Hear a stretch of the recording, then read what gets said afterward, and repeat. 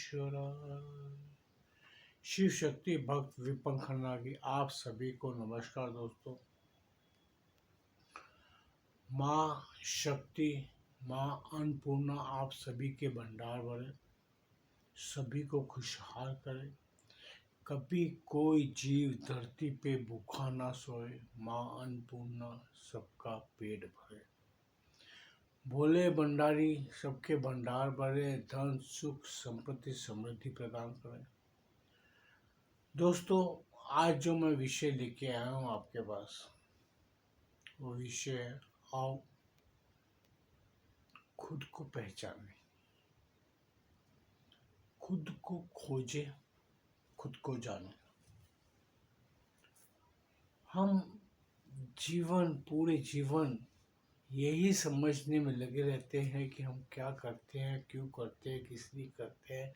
हमें अपने कितने ही प्रश्नों का जवाब कभी नहीं मिलता। हम इन्हीं कश्मकशों में डूबे रहते हैं कि हम करना क्या चाहते हैं, हम करना क्या चाहते हैं, ईश्वर हमसे क्या कराना चाहता है, हमें खुद किसी को पता ही नहीं चलता। बड़े से बड़े ज्ञानी पंडित विद्वानों को देखो, उनकी कथा कहानियां पढ़ो तो आपको समझ आएगा कि सभी ने अपने जीवन काल में इतना संघर्ष किया, इतना संघर्ष किया कि हमें ये समझ ही नहीं आता कि हम सभी जीवित क्यों रहते हैं, हमें इस सृष्टि में ईश्वर क्यों लाया। यही चीजें हम खोजते रहते हैं, हम प्रश्नों को लेके घूमते रहते हैं, भटकते रहते हैं, जिनका निवारण हमारी तय उम्र कभी नहीं मिलता।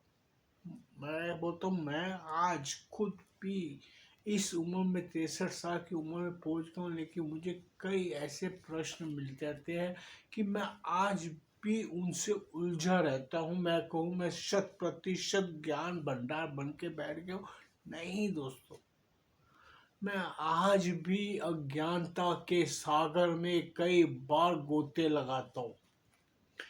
मैं भी गलतियां करता चला जाता हूँ, फिर समझना चाहता हूँ यार मैं क्यों कर रहा हूँ, ये क्या कर रहा हूँ, मैं किसके लिए कर रहा हूँ। इन प्रश्नों का जवाब खोजते खोजते मैं ये दोस्तों कि हमने ईश्वर को तो खोजने के लिए चल पड़ते हैं।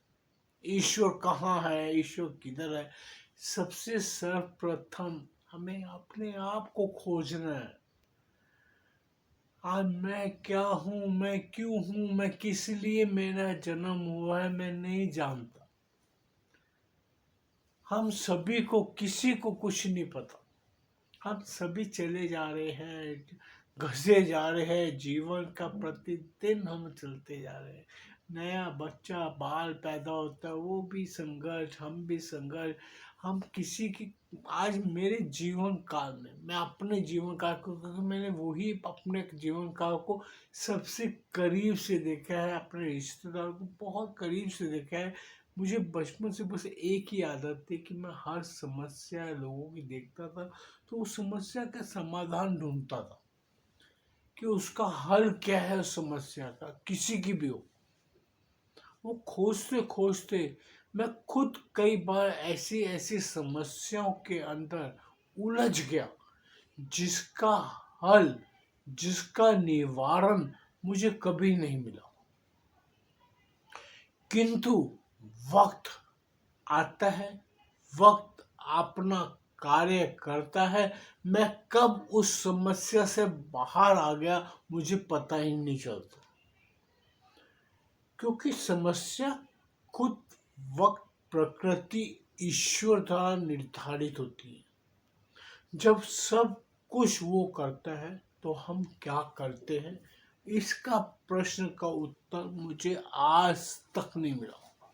हम वही करते हैं जो प्रकृति ने निर्धारित किया है, जो कार्य हमें हमारे ईश्वर द्वारा, इष्ट द्वारा हमें जो धरती पे भेजा गया है, जो कार्य हमने करना है, हम वही कार्य करते रहते हैं। अगर हम प्रकृति या अपने इष्ट के विपरीत भी जाते हैं तो हमें ईश्वर दंडित करता है, हमें वो वक्त दंडित करता है। हम अगर अपने ईश्वर, अपने इष्ट के विपरीत दिशा में जाने की कोशिश करते हैं, हम बोलते हैं नहीं कुछ नहीं होता, कोई नहीं है, तो हमें उसका दंड भोगना पड़ता है। ये इसीलिए दोस्तों मैं आज भी आपके सामने, आप मेरे कई सभी वीडियो का अगर जो देखता होगा वो यही सोचता होगा कि इसके पास सवाल समस्याएं, लोगों को दुख तकलीफों से कुछ नहीं बोलता। मैं क्या ज्ञान दूं दोस्तों, बताओ। जो ज्ञान कथा किताबों में, ग्रंथों में लिखा पड़ा है, वो भी ऋषि मुनियों ने समाज से ही एकत्रित किया है। जो ज्ञान ईश्वर ने उन्हें दिया, वही ज्ञान उन्होंने किताबों में लिखा। वेद व्यास जी ने जो कथाएं लिखी हैं, जो ग्रंथ लिखे हैं, जो ब्रह्मांड का ज्ञान उन्होंने ग्रंथों में, भागवत पुराण ले लो, शिव महापुराण ले लो, वेद ले लो, उपनिषद ले लो, सभी के अंदर जो उन्होंने ज्ञान दिया, जो ईश्वर द्वारा उन्हें वेद व्यास जी को प्राप्त हुआ, वही ज्ञान उन्होंने पूरी उन किताबों में दिया है। और जो आप प्रयोगात्मक कार्य प्रतिदिन करते हैं, वो भी एक ज्ञान है। अगर आप अपने खुद के द्वारा किए गए कार्यों का विश्लेषण करेंगे तो आपको समझ आएगी कि आप ये कार्य क्यों कर रहे हैं, किस लिए कर रहे हैं। आप उन कार्यों के करने के हेतु खुद से प्रश्न करो कि मैं जो प्रतिदिन कार्य सुबह से लेकर रात्रि तक करता हूँ, क्या उसका कोई विश्लेषण है। आप अपने आप से प्रश्न करो, अपने आप से प्रश्नों का उत्तर खोजोगे तो आप पाओगे कि आप निराव्यर्थ बेवकूफ़ी वाले कार्य खुद करते आते हैं। हमें खुद को पता ही नहीं होता हम क्या कार्य क्यों कर रहे हैं। ये सत्य है दोस्तों। हम अपने पूरे जीवन प्रयास, अब आपको छोटा सा एक प्रश्न पूछता हूँ। आपने पहली कक्षा से लेकर जितना भी आप पढ़े होंगे, जो भी आपकी ग्रेजुएशन होगी, जो भी आपकी एजुकेशन होगी, जो भी ज्ञान आपने खुद अर्जित किया है, कभी आपने उस ज्ञान का विश्लेषण किया है कि वो ज्ञान आपके इस जो प्रैक्टिकली प्रयोगात्मक जीवन यापन कर रहे हैं उसमें वो कितना कार्य सिद्धि के लिए आपको आवश्यक था। आप कभी अपने आप से प्रश्न करके देखो। आप प्रतिदिन जो कार्य करते हैं, आप अगर अपने परिवार को पाल रहे हैं, परिवार के साथ किसी भी बंदे से, किसी भी इंसान से, पत्नी, बच्चे, बाल, सब ये सभी हमारे पारिवारिक सदस्य हैं।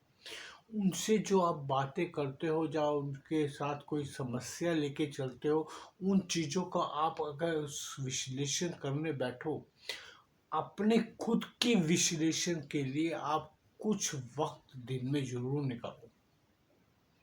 अगर ईश्वर ने आपको 24 घंटे दिए हैं, 24 घंटे में आप 6-7 घंटे भी आप सोने में बिताते हो, एक आधा घंटा आप दूसरे जो कार्य है, जैसे नहाना, शौचालय जाना, ब्रश करना, सब कार्य करते हो, मैं तो वो भी इंक्लूड करो। 7-8 घंटे आप उसके बाद व्यवसाय भी करते हो, नौकरी करते हो, 8 घंटे वो लगा लो, उसमें भी आप 16 घंटे कंज्यूम करो, यूज करो, उपयोग करो। उसके जो बाकी के बचते हैं, क्या उसमें से 5 से 7 मिनट, 10 मिनट आप अपने खुद के विश्लेषण के लिए निकालेंगे? तो उस विश्लेषण में आप खुद से प्रश्न करो, किसी और से मत करो। किसी से भी प्रश्न करने से अच्छा ये है खुद से प्रश्न करो कि आज मैंने ये कार्य किया, इस कार्य को करना जरूरी था या नहीं जरूरी था। इस शब्दों का मैंने किसी के लिए अगर अपशब्दों का उपयोग किया, क्या इसकी आवश्यकता, पता करो। यही हमें अपने कार्य सिद्ध करने के लिए हमें प्रेरित होना चाहिए। और आप तय उम्र लगे रहेंगे, आप अपने आप को खोजने में व्यतीत कर देंगे। और अंत में आपको ये लगेगा, अगर आप मेरी उम्र हो या आगे और 10 साल 20 साल की कितनी उम्र मैं नहीं जानता, कोई भी नहीं इसको ज्ञात कर सकता, क्योंकि हमारे कर्मों पे निर्धारित है हमें ईश्वर को हमारी कब तक पृथ्वी पर आवश्यकता है, उसी के मुताबिक ईश्वर हमें पृथ्वी पे रखता है, धरती पे रखता है। अगर उसे हमारे कार्य के लिए कोई आवश्यकता नहीं होगी तो वो आप में हमारे हाल पे छोड़ देगा, या भटक घटक कर जो मर्जी कर। ये आप पे निर्भर करता है कि आप अपने परिवार के लिए, आप अपने व्यवसाय के लिए, आप अपनी जरूरत, इस जिन लोगों को आपकी आवश्यकता है उनके लिए कब तक आप उपयोगी है। यही हमारी जरूरतों खोजबीन चलती रहती है। हमें खुद को खोजना पड़ता है। हम खुद को तो खोज ही नहीं पाते और हम ईश्वर को खोजने चल जाते। ईश्वर को खोजना दोस्तों बहुत दूर की कौड़ी है। कोई नहीं खोज पाया, कोई नहीं जान पाया। भगवान राम ने भी धरती पे जन्म लेके, क्या भगवान राम की अगर रामायण आपने पढ़ी होगी तो क्या उनको अपने सारे जीवन काल में अपने द्वारा खड़े किए गए प्रश्नों का जवाब मिला? मेरे हिसाब से तो वो भी खोजते रहे। मेरे हिसाब से आगे मैं अज्ञानी हूँ, मुझमें ज्ञान नहीं है, मैं उतना किसी को बोलूँ कि मैं बहुत ज़्यादा पंडित है ये बोले, नहीं भाई, हम अपने आप को खोज रहा हूँ। मैं आज तक अपने खुद के प्रश्नों का जवाब नहीं ढूंढ पाया। जब बहुत खोजने की मैंने कोशिश की, मैंने पुराण पढ़े, मैंने महाशिव महापुराण पढ़े, मैंने भगवत गीता पढ़ी, मैंने भागवत में जब ये पढ़ना की शुरुआत की तो मुझे एक अल्फाज पे आके मैं अटक गया। मेरे पास उसके आगे सोचने की क्षमता ही नहीं थी दोस्तों। वो अल्फाज सिर्फ इतने थे कि कर्म करेगा, कर्म की फल की इच्छा मत करो। जो कुछ है मैं हूँ, मैं ही कर रहा हूँ। जब भगवान श्री कृष्ण खुद कह रहे हैं जो कुछ है मैं कर रहा हूँ, होनी मेरे द्वारा है। महाभारत के युद्ध के समय उन्होंने कहा कि सब प्रचंड प्रवंड मैंने खड़ा किया हुआ है इस सभी को दंड देने के लिए। सभी अपने अपने कर्म भोगेंगे, कर्म निर्धारित है। जब श्यामा को जिसका अपना उसका शीश टांग दिया था, जब उनसे प्रश्न किया गया कि आप महाभारत के युद्ध में क्या देख रहे हैं, तो कहते थे, उनका कथन था कि कृष्ण ही मर रहा है, कृष्ण ही मार रहा है, कृष्ण ही मर रहा है, कृष्ण ही मार रहा है। तो अब मुझे बताओ, जब कृष्ण ने ही मारना है, कृष्ण ने ही मर रहा है, तो मैं भी श्री कृष्ण हूँ, आप भी श्री कृष्ण, सारी धरती श्री कृष्ण है, तो हम है क्या? तो मैं अपने इसी इसी प्रकार इसी यही ज्ञान को लेके मैं आप लोगों को जो मैंने पीछे वीडियो बनाया था, हाँ मैं अमर हूँ। जब भगवान श्री कृष्ण अमर है तो मैं भी तो अमर हूँ। मेरे पास खुद का क्या है? ये घर, यहाँ रहना है, ये पत्नी बच्चे सब अपने अपने चले जाएंगे। वो भी एक आत्मा स्वरूप है, मैं भी एक आत्मा स्वरूप हूँ। हम सब आत्मा एक दूसरे के साथ संबंध में जुड़े हुए हैं, तो हम एक परिवार बना के बैठे। मैं एक शुरू में बहुत पहले एक कथन कहता होता था कि ईश्वर एक जैसे कर्म भोगने वालों को एक गुलदस्ते में सजा के एक परिवार के रूप में बनाता है। अगर हम सबने निर्धनता भोगनी है, मेरे अक्षर समझिए, मेरे अल्फाजों को समझिए, अगर हम सबने एक ही तरह के कष्ट भोगने हैं तो हमें वो एक गुलदस्ते में सजा देगा। वो घर पे निर्धनता आए, धन की कमी आए, हमें रोग शोक जो जो भोगना है हमें सबको भोगना पड़ता है। हमारे कर्म सब उसने निर्धारित जब करके हमें भेजा है, तो अभी आप इस पे सोचो, हम अच्छे कर्म भी उसी की प्रेरणा से करते हैं, हम बुरे कर्म भी उसी की प्रेरणा से करते हैं, हम कोई भी कष्ट उसी ऊपर वाले महादेव बोलो, श्री कृष्ण बोलो, श्री राम बोलो, उनकी प्रेरणा से भोगते हैं।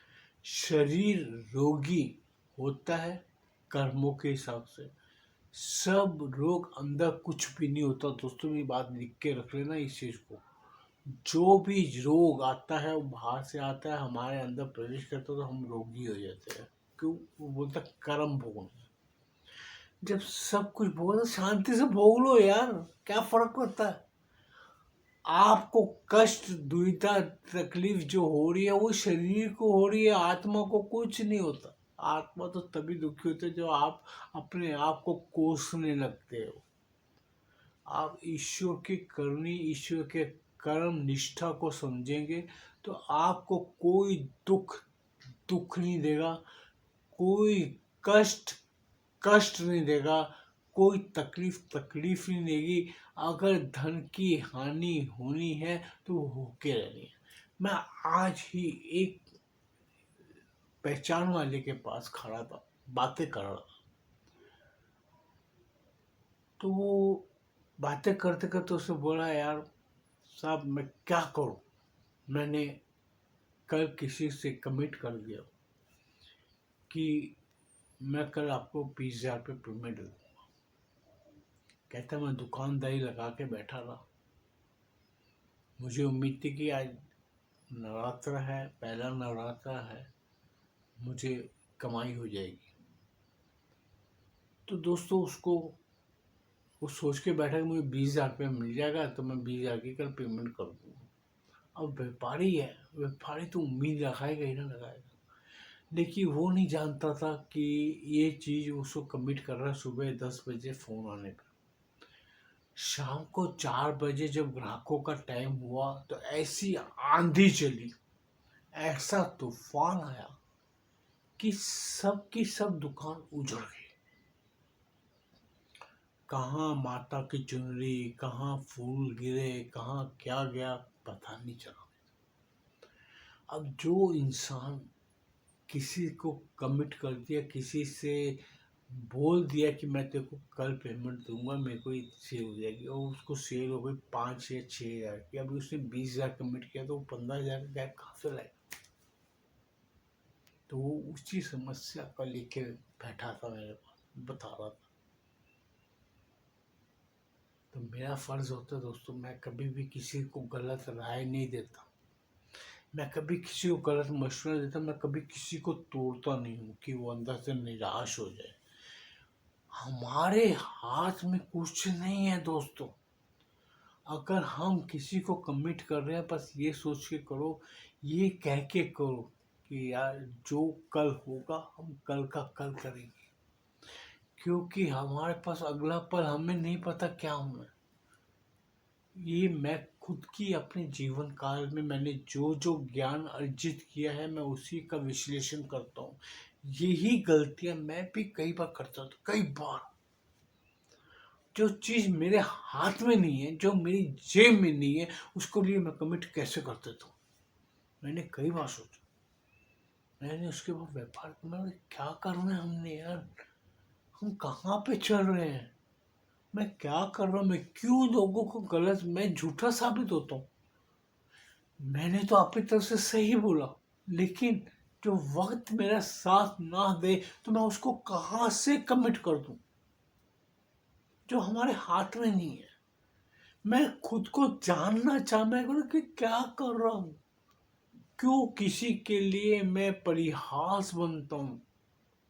यही है दोस्तों, हम सोचते बहुत कुछ है, हम करना बहुत कुछ चाहते हैं, लेकिन जो कार्य जो होनी जो ईश्वर ने हमारे लिए निर्धारित की हम नहीं जानते। वो हमको पता है ये ना कर पाने के कारण मैं फिर दुखी हूँ। क्यों मैं दुखी क्यों होऊंगा? जिसको देने का मैंने वचन दिया है, उस वचन का मैं जब पूरा नहीं करूंगा तो, क्योंकि उसने भी आगे वचन किसी को दे दिया कि मेरे पास इधर से पैसे आए मैं तेरे को दे दूंगा, क्योंकि कोई भी अपना पैसा अपने पास रखता नहीं है। इसे ही व्यापार कहते हैं। मैंने किसी को किया, उसने आगे किया होगा, उसके आगे उसने आगे किया होगा, ये सब चेन है दोस्तों।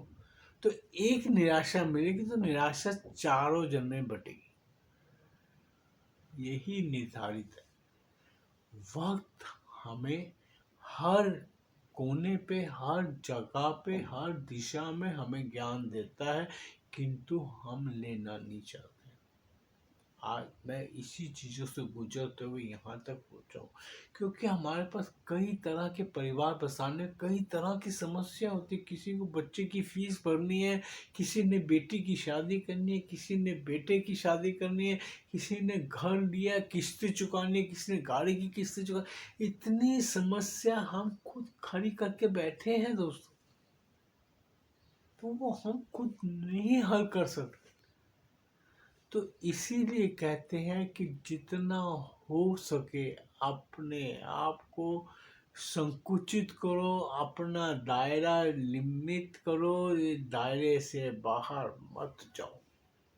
हमारे बस में कुछ नहीं है। पहले के बुजुर्ग बहुत समझदार थे, पुराने बुजुर्ग। हमारे जो पुरानी कथाएं सुनो तो क्या कहते थे? वो कहते थे अगर तुमने 100 रुपया कमाया, 50 रुपया खर्च कर लो, 20 रुपया धर्म के लिए रख दो, 20-30 रुपया अपनी आने वाली विपत्तियों के लिए रख लो। हम उसके विपरीत क्या करते हैं? हम ये करते हैं कि मैं कल जो कमाऊंगा मैं कल उसमें से इसको दे दूंगा, इसको दे दूंगा। वो कल जो कमाना है वो कल हमारे पास नहीं है। कल मैं जीवित रहूंगा तो मैं कमाऊंगा ना यार। कल मैं जीवित नहीं रहा तो मैं कहाँ से कमाई लाऊंगा? वो हम जो आगे की रूपरेखा बनाते हैं वो हमें दंडित करती है। हमारी 100% समस्याओं की जड़ हम जो हवाई किले बनाते हैं, हवाई जहाज तो बोल सकता हूँ, हवाई जहाज बोलते हैं प्लेन को। हम जो हवाई किले बनाते हैं कि हम ये कर लेंगे, हम वो कर लेंगे, ये हो जाएगा, मेरे पास इतना धन आ जाएगा। हम हवा के अंदर शेख चिल्ली जैसे कहानियां हैं, वैसे ही हम बनते रहते हैं। और उस दायरे में रहने वाला इंसान सबसे ज्यादा दुखी रहता है। दुख का निर्माण हम खुद करते हैं। दुख कहीं से नहीं आता। दुख के मेन जो जड़ बोलेंगे हम खुद होते हैं। हम उस कार्य को सिद्ध करना चाहते हैं जो हमारे हाथ में नहीं है। मैं इसीलिए दोस्तों ये वीडियो बना के बताता हूँ कि उन समस्याओं को खड़ा मत करो। जो आपके पास है उसी के अंदर जीवन यापन करना ही सबसे बढ़िया काम है। ये हो जाएगा, कर लेंगे, आ जाएगा, वो सब चीजें हवाई किले हैं। उसके अंदर घुसोगे आप खुद हवा में रह जाओगे, आपके हाथ में कुछ नहीं है दोस्तों। इसीलिए मैं समझा रहा हूँ, खुद को पहचानो, खुद को जानो और खुद को खोजो कि आप क्या हो, क्यों हो, किस लिए हो। यही 100 समस्याओं का समाधान है। जिस दिन आप अपने आप को खोज लेंगे, जो कि नामुमकिन है, मैं आपको एक बात फिर कह रहा हूँ, ये चीज नामुमकिन है। हम फिर किसी ना किसी दलदल में पाँव रखेंगे, फिर हम दलदल में फिसलेंगे, फिर हम दलदल में घसेंगे, फिर हम बाहर आने के लिए संघर्ष करेंगे, फिर हम ईश्वर को दोष देंगे, ईश्वर बचा ले, मेरे साथ ऐसा क्यों होता है। लेकिन हम ये नहीं सोचते कि उस दलदल में पहला कदम हमने ही रखा है और उसके लिए प्रेरणा भी ईश्वर ही करता है। यही समस्या है दोस्तों, इसका किसी का समाधान नहीं है। सारी सृष्टि जब से बनी है आज तक समाधान नहीं था, आगे भी समाधान नहीं मिलेगा। ये सर्व कार्य ऐसे ही चलते रहेंगे, ऐसे ही हम पैदा होंगे, ऐसे ही हम मरते रहेंगे। सृष्टि यूं ही चलती रहेगी। आओ खुद को खोजे, जो नामुमकिन है खुद को खोजना। ओम नमः शिवाय नमः। महादेव सभी को सद्बुद्धि दे, सद ज्ञान दे, खुद को समझने की शक्ति प्रदान करे। और महादेव को तो समझना मेरे बस में तो नहीं है। ओम नमः शिवाय।